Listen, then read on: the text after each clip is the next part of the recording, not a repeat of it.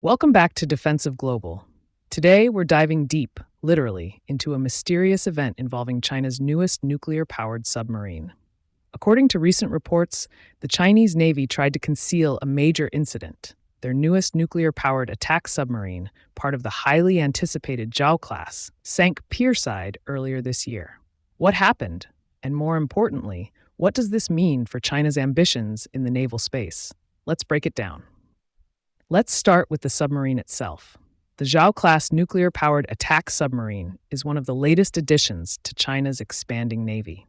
This submarine class was designed with a unique X-shaped stern, giving it better underwater maneuverability, making it a key part of China's push to modernize its fleet. Built near Wuhan, it was expected to play a critical role in projecting China's naval power across the Indo-Pacific and beyond. The Zhou-class sub was docked at a shipyard earlier this year, but something went wrong. Satellite imagery from March 2024 captured the submarine at the pier, but by June it was gone. Sources say it sank pierside, a massive setback for China's naval ambitions. So what could have caused this high-tech submarine to sink while docked? That's the million-dollar question. According to U.S. defense officials, the Chinese government has tried to downplay the incident, which raises concerns about the internal accountability of the PLA Navy and their oversight of China's defense industry. Tom Schugert, a senior fellow who closely studies satellite images, noticed something unusual. Several cranes clustered around the submarine's last known location, something rarely seen at this shipyard.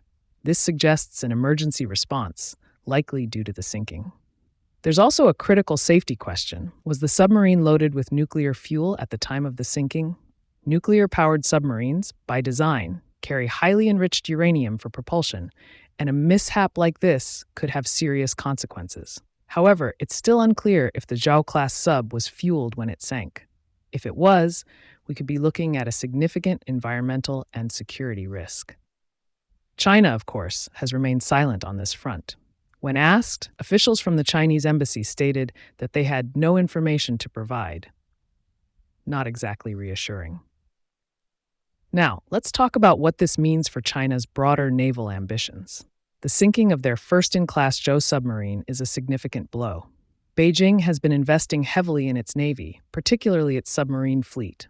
As of 2023, China operates 6 nuclear-powered attack submarines and 6 ballistic missile subs, but they plan to expand that fleet considerably.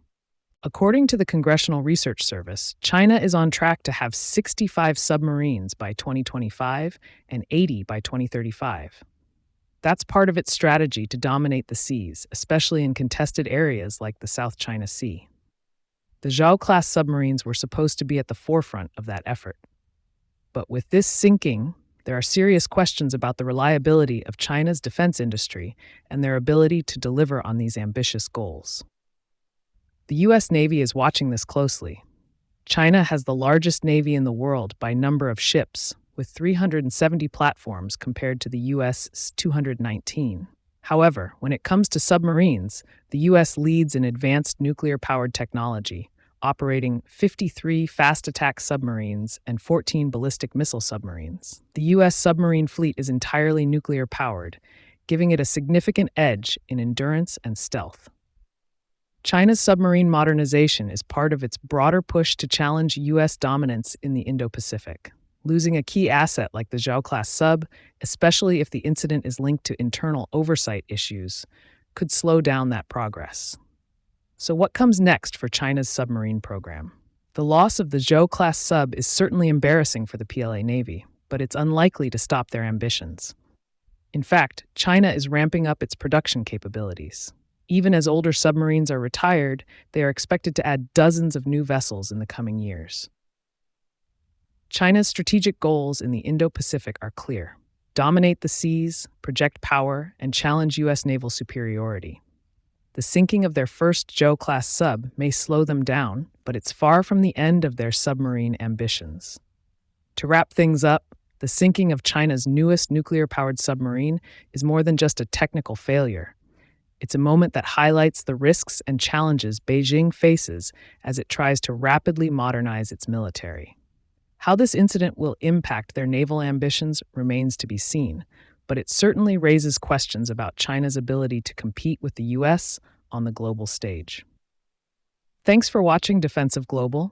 If you found this breakdown helpful, don't forget to like, subscribe, and share your thoughts in the comments. Do you think this incident will slow down China's military ambitions, or is it just a bump in the road? Let's talk about it.